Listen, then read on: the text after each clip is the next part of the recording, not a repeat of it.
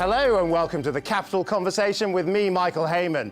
Now, I've cogitated, digested and deliberated on how to introduce my guest today because he's an entrepreneur, a TV star, an occasional rock star and heritage hero, all wrapped up in one. He's Loyd Grossman, and you'll either be a fan of his food, have a taste for his TV or be in the mood for his museums or even his music. Loyd, welcome. It's time to look through the keyhole to your career. Welcome to the show. Gosh, you've thrown the whole kitchen sink really at me, is that. Michael. Honestly, I don't know where to start. Well, let's start with the food business. My wife said this morning she's got loads of your jars out. She said, you've got to ask him the question, how did he do it? How did he create Loyd Grossman sauces? That's the question on the family Hayman wants to know the answer to. Well, I think a lot of my so-called career has been due to ignorance-based decision-making. You know, namely, I wanted to get into the food business because I've had a love for food, you know, as far back as I can remember. So I wanted to be in the food business somehow. I thought about, you know, what can I do that is more or less something that I make at home that I could scale up without messing about with. And what do I need? And I thought, I need pasta sauce because, like a lot of other people, my go-to thing, you know, late at night or when I'm in a hurry or whatever is pasta. Making the sauce was quite tiresome at times. And I thought, right, I'm going to make pasta sauce. You're going to do it? Put it in jars. So when you were presenting some of the biggest shows on Yes. TV, you were actually doing that and thinking, I'm actually going to be a food entrepreneur. It was one of the things I thought about. It was something I always wanted to do, and because there wasn't anything on the market that I wanted to buy, I thought, right, I will do it. I'll make it. Right. So give us a sense of what you've created. The business is 23 years old, I believe. It is 23 years old. So where have you taken it to? Well, it's become quite big. It's become quite big. I'm very pleased to say. Well, I remember, you know, when I started it, I remember the first time, you know, putting 3 jars of sauce in a briefcase and going to see the buyer from a very big supermarket chain and sitting in his office not knowing what to do and just taking the sauce out of my briefcase. You know, I was a sort of traveling salesman. But did they sort of, I mean, what was the response to you as a sort of highly known, well-known public figure? All of a sudden you're turning up and going, actually, my real love is food. I mean, did they respond favourably? I mean, obviously they did in the end, but I mean, what was the initial response? They did in the end. You know, initially it was hard going because we were trying to introduce some premium values into a product that had been pretty much commoditized. You know, there was a lot of relatively low-priced, low-quality pasta sauce on the market, which I wasn't interested in. So, you know, because I hadn't done any research or anything, I just assumed that people would want a more premium product, and then I had to figure out how to sell the stuff. I mean, a lot of young food entrepreneurs will often talk about your business as being like a role model in terms of how to get it on the supermarket shelves, build a brand with your own name over the jar, across the jar. If you were to look at some of the big lessons you've learned along the way, what might they be? Well, the biggest lesson I've learned, or the biggest lessons I've learned, are firstly, you've got to make something that is either better or sufficiently different from everything else on the market. Because there are thousands of food brands, many of which are trying to do the same thing. So be convinced that it's better. Be convinced that somehow it's bringing something different to the consumer. It's either more convenient or whatever, easier to store or whatever it is. And believe in it. Use it yourself. You know, make it for yourself. Don't make the product for the market. Yes. Make it for yourself. So I'm very skeptical. I've always been very skeptical about market research. Well, I love this quote that you said your sauces weren't created by a committee of marketing men, they were created by you. Yeah. But I think all great products are created that way. And, you know, we talk now about personality brands, but, you know, brands have been associated with individuals almost from the beginning of brands. You know, you look at something like Guinness. Every tin, every bottle has Arthur Guinness's signature on it. And when there weren't individuals to create brands, they just made them up. So they invented Uncle Ben, they invented Betty Crocker. So no authenticity. No authenticity. But people want to know that there is someone behind a product who believes in it and who knows what it should taste like. And when you look across the 23 years, I mean, you look at today where it's a much more digital world, the online consumer, does that change your business model at all, or do the basics, the fundamentals I think the same? fundamentals remain the same. And you've got to have a lot of belief, and, you know, sometimes it helps not to know too much. That's a new Harvard Business School module, yeah. I'm sure. Don't know too much. But I mean, in terms of, you obviously know a lot about brand creation. Yeah. I mean, you've created a brand, you've used your own name to do so. Yeah. What does that brand stand for, do you think? Well, it stands for the things that I believe are important in terms of food, which is it's got to taste good. Yeah. It's got to taste good. You've got to use the best possible ingredients. You've got to make it as simple as possible. I really like simplicity in everything, but especially in food. You know, I don't like to spend a lot of time interpreting a label and reading ingredients and thinking, what the heck is that? So just keeping it very, very simple. So that simplicity has endured. Yeah, yeah. But what about when you see things like changing consumer tastes, attitudes to sugar, diet, obesity? Does that impact you at all? Yeah, you have to deal with it. I mean, we have consistently, when I say we, you know, it's me and now the brand team, you know, we've consistently been taking out as much sugar as possible. We never had very much in the first place, but people wanted less, so we take that out. We've taken out salt because people are losing their taste for salt. And then you compensate because it's still got to taste delicious. And that is one of the challenges.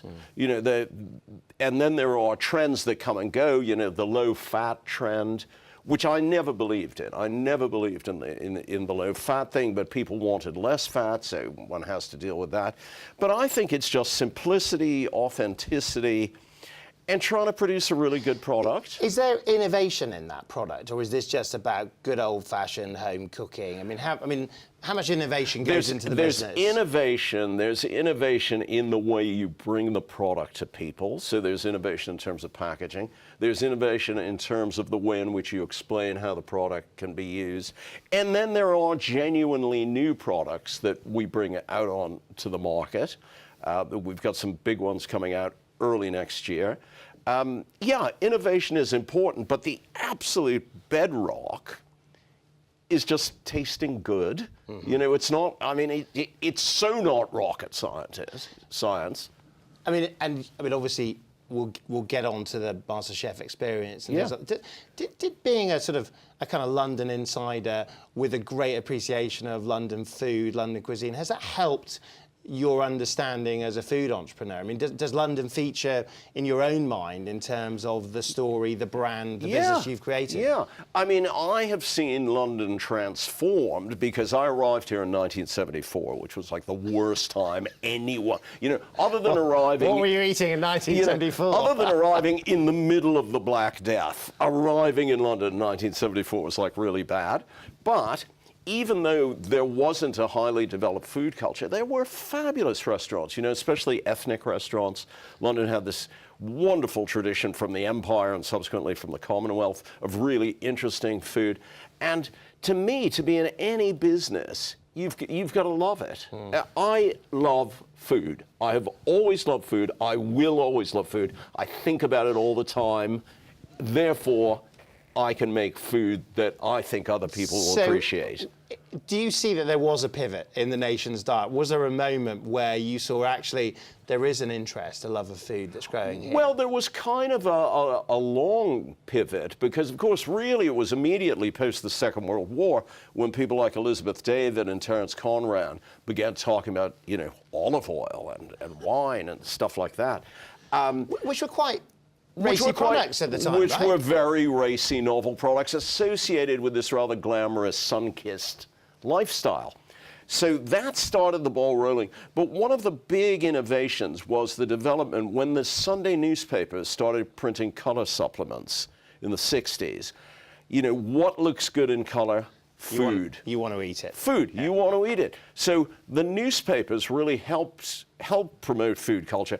And then, of course, certain noticeable and notable television personalities, Graham Carr, the Galloping Gourmet, you know, that sort of thing, encourage the nation to stop feeling guilty about food. And at this time, was your interest in food germinating at that point? My interest in food began when I was being carried in my Moses basket to restaurants by my parents when I was like, you know, 6 months old. But it's not like you've come out of a restaurant world, is it? I mean, I know you very different. I've just always loved restaurants. I've always felt that food, you know, that everyone should be able to have access to really exciting, good food. That food is an adventure every single day. Every time I sit down to eat, I'm looking forward to it. I'm thinking this is going to be stimulating and exciting and fascinating. And that's what I want to convey. Brilliant. Now, we're going to have to go to the break, but we're going to be right back. And when we do, we're going to be talking about Loyd's wider life as a campaigner, as a TV star, and as a rock star. We'll see you very soon.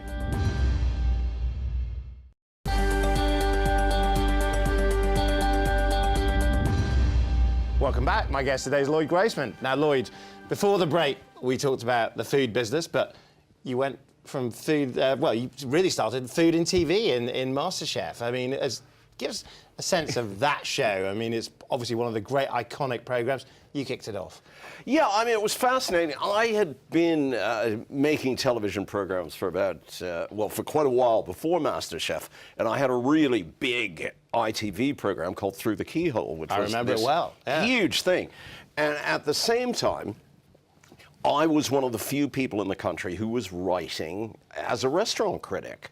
Because it's hard to believe, you know, in the 1980s, there were about 3 restaurant critics in the country.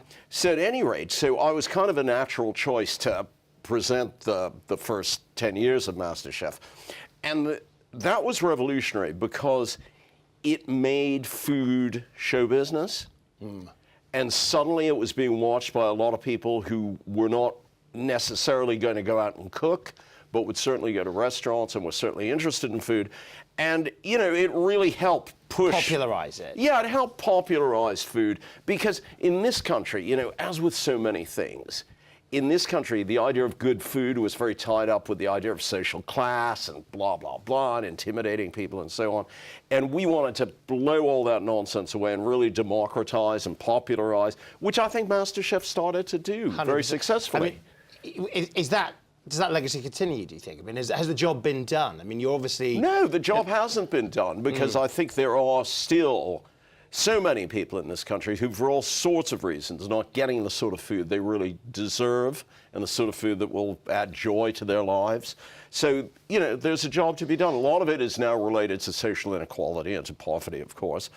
But, you know, one has got to, everyone who's involved in food, I think really, really has the need to make sure that good food is as available to as many people as possible. I mean, we'll talk about some of the campaigning work in a minute, because I know you did a lot with the NHS. Yeah. But I mean, in terms of the MasterChef years, the Through the Keyhole years, you talked about in one interview that you spotted the trend that maybe reality TV was coming your way, and enough was enough. I mean, was it the right time to get out, do you think? And actually, would you ever go back? Well, I am back. You are back. Here you are. Welcome. Exactly. Here I am. Well, second, you could interview the second. You know something? I was on television consistently for 20 years.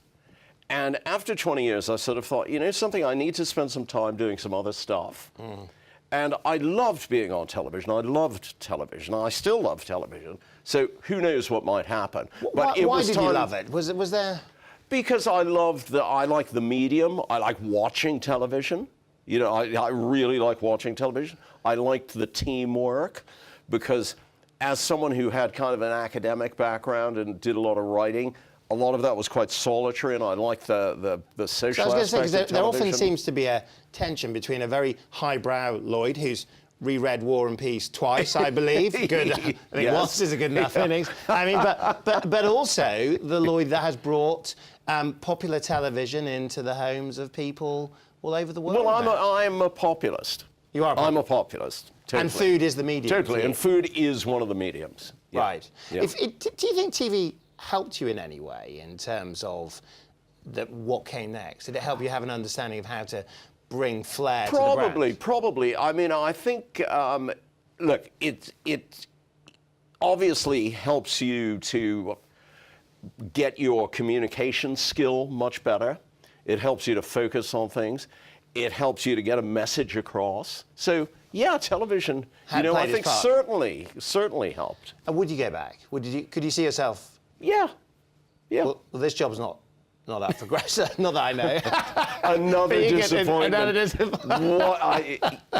At least you could have let me down more gently. I like the way you led me up the garden path and then dropped me in it. What would interest you this time? If you were a populist, what would be the new mission? Would it still be food related? Probably not, because I think, food, there's a lot of food on television now. There's a lot of food on television. I think there are plenty of other things to deal with. Now, if we were to look at some of the clues that explain who you are. Yeah. Obviously, you grew up in Boston. Yep. Your parents gave you a great initial understanding in the world of arts, culture, antiques, those sorts of things. Yep. In terms of how that has contributed to the person you are today, give us a sense of the journey. Well, I don't know. I mean, the journey has mostly been by accident, and I never... So loss of serendipity. Yeah, total serendipity. I have never had a career plan. I've never set myself any particular goals. The one time I asked my father for advice, he just said that he would never forgive me if I did anything I didn't love. That turned out to be great advice. It seemed fairly useless at the time because I was trying to figure out what to do.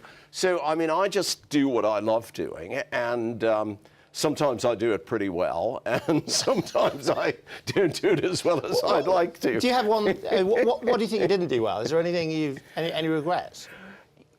I wish, although I don't anymore, but at the time when I was in my 20s, and I was really trying to make a career as a musician, I wished that I had done it. But you've come back to that. I mean, you played at Glastonbury. I mean, I've played at Glastonbury seven times. Seven times. I've played at Glastonbury 7 times. I'm playing again this coming year. In an alternative universe, there's Loyd, the TV presenter, the food entrepreneur, but also the sort of punk rock. I like playing guitar. You like playing guitar? I love playing guitar. I've played guitar since I was 10 years old. I can just about do it now. Is that the real passion of your life, do you think? It's a great passion. I have a lot of passions. I try not to do anything I'm not passionate about.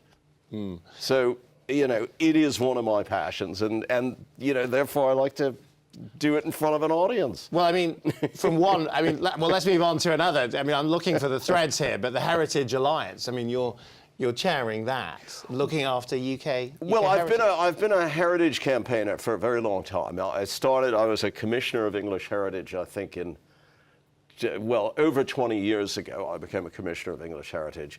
And I've worked with and for a lot of heritage organizations since then.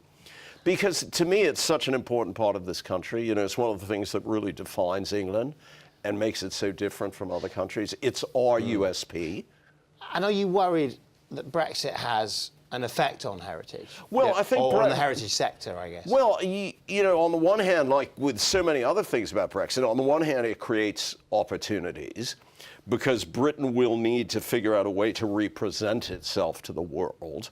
And the way our image is very much to do with heritage and how we deal with heritage and how we're inspired by it. On the other hand, there are dangers, because a lot of people who work in the heritage industry, in the cultural industries in general, at the Royal Opera House, at the museums and so on, are European nationals.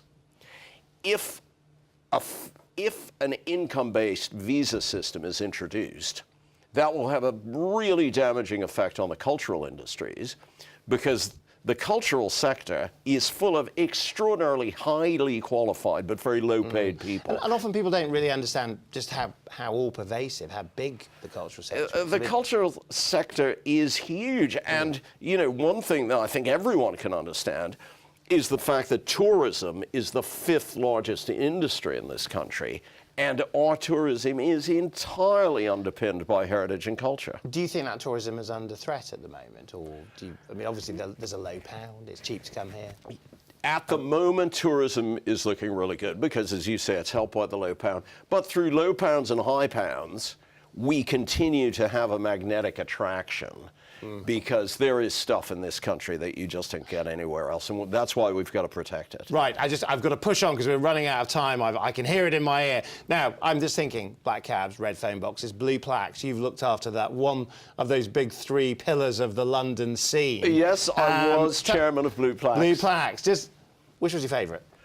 I loved all the blue plaques that I was involved with. And what I most love about them is the fact that they tell the human story of history. London is the greatest city in the world. I won't have anyone argue with that. And as the greatest city in the world, it has attracted the most astonishing array of people who've contributed to our lives, and they're honoured with blue plaques, and it was a privilege. I can't allow you to have the Bruce Forsyth answer of, they're all my favourites. I mean, is there one that you really would say under your tenure you've been really proud of, somebody to recognise? I liked putting the one up to the inventor of the diving helmet, but I also managed to get one put up in Liverpool to the man who invented the net in the back of the football goal. So the whole range of human experience has been covered by blue plaques, and it was a great privilege to do it. Now, we are almost up against it now. The Evening Standard, though, I'd like to finish with a quote. They said that you told them that always try to have a sense of proportion is the personal Loyd Grossman philosophy. Yeah. When you've had a life that's so rich and varied with so many things that you've done thus far, how do you maintain that sense of proportion? How do you keep your feet on the ground? I'm always aware of my limitations. I think I have seen too many people sort of ruined or transformed by egotism, which can be horrible. I always think about other people, and I want to contribute. You know, I want to do something that, you know, that makes things better for all of us. So, you know, I guess that keeps my feet on the ground. And if I could just take you in a time machine and take you back to the Loyd that arrived from Boston, what would you tell yourself about the life you were going to live, and would you change anything? No, I wouldn't change anything. I would not change anything, and who knows whether it would turn out the same way. I don't know. Who knows, indeed. We're going to have to leave it there. Loyd Grossman, thank you very much. And that's all we have time for today. A dream interview with someone who's living their very own version of the London dream. From a high-profile career in television to a breakthrough brand in food retailing to a campaigner for heritage and a rock star along the way. What's left? Well, to use one of his old catchphrases, it's over to you, Loyd. Meanwhile, I'll see you for the next Capital Conversation.